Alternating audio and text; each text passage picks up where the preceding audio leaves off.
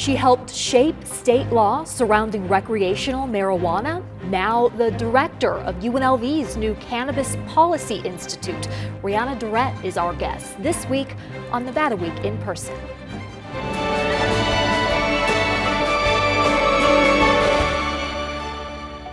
Support for Nevada Week in Person is provided by Senator William H. Hernstat. Welcome to Nevada Week in Person. I'm Amber Renee Dixon. As Executive Director of the Nevada Dispensary Association, she advocated for Question 2, the ballot measure that legalized recreational marijuana in the state. A Nevada native, she earned her law degree at UNLV and right now serves as Vice Chair of the Nevada Cannabis Compliance Board and as Director of the UNLV Cannabis Policy Institute. Riana Durrett, thank you for joining Nevada Week in Person. Thank you so much for having me. So first off, why marijuana? Why get involved in this area of law and public policy? So when I graduated from law school, I did the traditional practicing in a law firm. I just so happened to take on this client, a brand new trade association, right after medical sales were legalized. The businesses weren't even open yet, and I just found the work fascinating. So my career took a sharp turn, and I've been involved ever since. What about it did you find fascinating? My very first legislative session representing the businesses, I had input on shaping the law. I had drafted some language. At the time, Senator Patricia Farley had worked with me on the language and was really excited and helpful to me in my budding career in cannabis. And as an attorney, saying, "Oh, that's the statute I worked on. I can tell you more about it," was very alluring. And empowering, I imagine. Of the state law that you helped shape, what are you most proud of? Particular aspect? Oh gosh, it's been quite a road.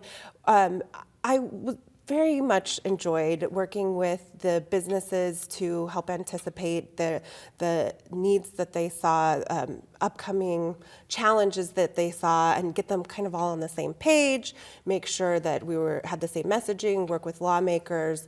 There were quite a few bumps in the road, and there's a lot of stories to be told there.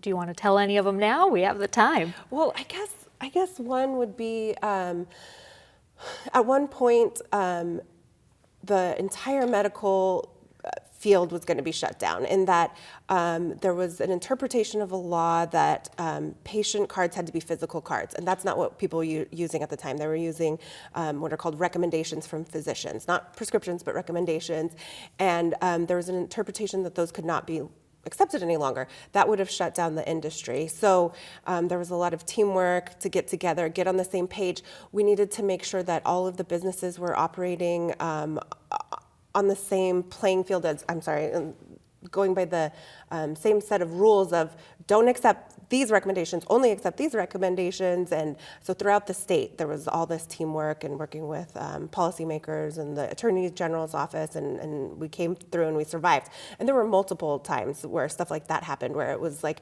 oh, well, the entire industry will be shut down if this happens. And so we all had to work together and overcome those obstacles. Wow. The many roles you hold, let's talk about the Nevada Cannabis Compliance Board. So that board makes sure that cannabis companies in the state are following laws and regulations. What's unique about that position, or perhaps challenging? I think one of the things most unique about my position is I was appointed as an industry representative. And when I first started, I was telling people, no, that means I have industry experience. That doesn't mean I represent you, the industry. But as time grew, I realized I do know a lot about this industry. I have the experience and the education. In the meantime, I got an LLM in a Master's of Law in Gaming. So I knew a lot about regulatory approaches, regulatory law. And so I kind of developed into, you know what, I do want to bring the industry's voice to this board. I do think it's important, and there is so much information that is not known about the industry. So I've kind of grown to fill this industry representative role. A master's in gaming law, you said, and then you're also an expert in marijuana law. How many people out there exist with that kind of knowledge? That's why I did it. I'd say a dozen cannabis attorneys in town that are that have been there since the beginning. They represent most of the cannabis businesses, so we have a really great attorney core of really great attorneys who have been doing this for a long time. Very few of them also have gaming experience. A handful of them do, but that's exactly why I took the LLM in gaming, with this concept that eventually we'll probably see cannabis in gaming, and we'll need somebody who knows both worlds. Why can't cannabis be in gaming right now? So because it's federally illegal, our gaming control board and gaming control jurisdictions around the country have said that their people with gaming approvals can't do cannabis-related business activities. So right now, it's a non-starter. There's no connection with potentially rescheduling coming down the road, but also the federal government has backed off and signaled that they're not going to conduct enforcement in multiple ways. So it looks like eventually, and it's just, I think, it's just common sense to expect eventually there will be progress and there will be cannabis-related activities. And that would look like marijuana maybe being sold at a casino or a consumption lounge where you could smoke or have an edible. Exactly. That's what you're thinking? Yeah. Okay. Well, we'll see if that happens, but that's part of what you're going to be researching at the Public Policy Institute, which we covered in depth on a recent episode of Nevada Week, the purpose of the Institute. But for those who didn't see it, why is it needed? And what's its potential? So UNLV has created a Cannabis Policy Institute, taking advantage of the infrastructure and the resources that already exist at UNLV. It's an R1 Carnegie Classified Research Institute.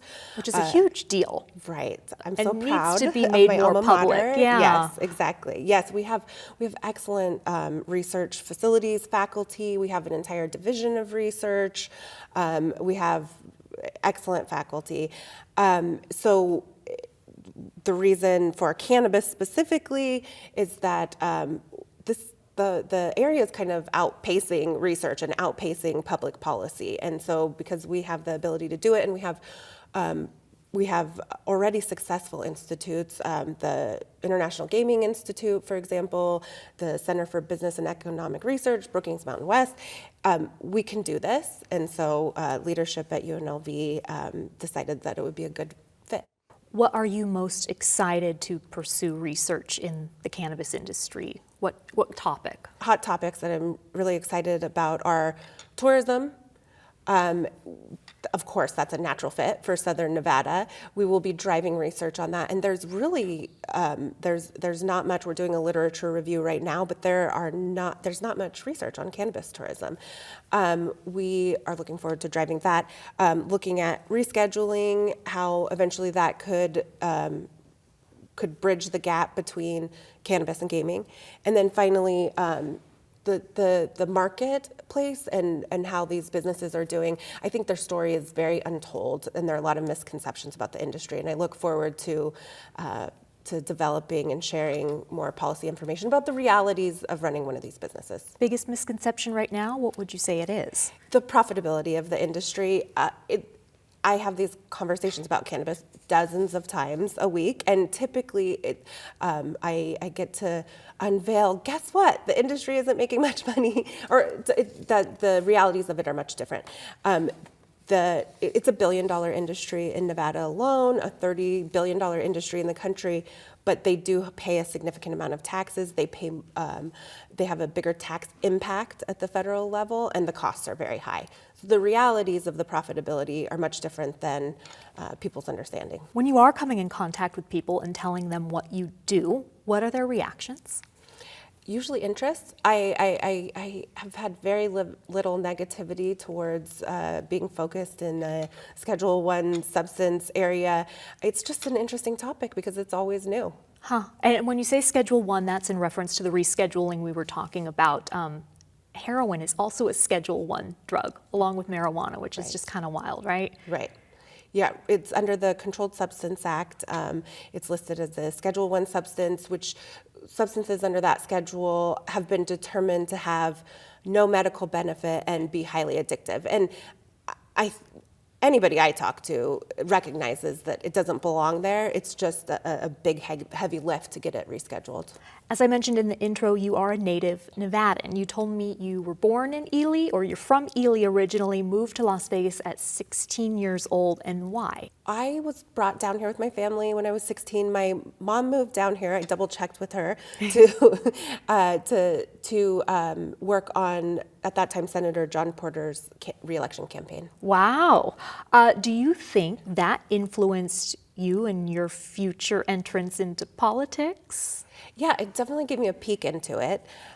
She's always been a small business owner, so I think that has been a lot of the influence on me of having an understanding for how difficult it is to run a small business and wanting to see that those that have invested in the industry not lose their life savings in some cases. And when I say your entrance into politics, I guess I'm referring to working on Question 2 as part of the Nevada Dispensary Association, which is now the Nevada Cannabis Association. You are in on the grassroots level of that. How influential is it now? Is how influential is the organization? Mm-hmm. I think they're still the primary go-to, most credible resource for cannabis policy information. They work the most closely with the largest amount of businesses, so they're very actively involved and achieved significant legislation that was good for the industry last session. So for you to have been part of that from the beginning, what does that mean to you? That was fun, and I cannot believe it because, like I said, the stores were not even open at the time, but that, like I said, really gives me my understanding of how the industry is doing and wanting to see it succeed for everybody, not just the businesses. I want the state to get the tax revenue that they were expecting out of this. You also told me on the phone prior to this interview that you worked in criminal law and immigration law prior to getting into marijuana law, and that you loved both of those areas, and I wonder why, especially criminal law. What is there to love about that? Oh gosh. You have somebody who's so vulnerable and there, but for the grace of God go I. A lot more people could be in this situation than you think. You have a lot of people who are facing, the worst moments of their life, and especially people who this could be their only interaction with the criminal justice system. It's extremely scary. So I just felt for the people and wanted to help them out of that situation. Yeah. What about immigration law? Same thing, and I actually would represent clients who had criminal convictions and were facing immigration consequences. This is the most vulnerable. There's not a lot of people on their side, and I was able to find some ways to help them out and really have positive impacts. For example, I had a client who his daughter was severely disabled. He was the only person taking care of her. He needed to be able to work to take care of her, and I was able to help him and get him out of the danger he was in of not being able to continue to work and take care of her. So that's the most rewarding thing you could do. And everybody has a right to a defense. You're innocent until proven guilty. Sometimes I think we forget that. Last thing, your LinkedIn says that you did an internship with the Suquamish tribe. What impact did that have on you? Oh gosh, that was a lovely experience in that I got to see such a community-oriented community, the tribe, working together. Everything is just so community-oriented, and so I wish we could adopt some of those ways of life in outside the tribe. I so enjoyed getting to talk with you. Riana Durrett, thank you for joining Nevada Week in person. And for more interviews like this, go to vegaspbs.org/Nevada Week.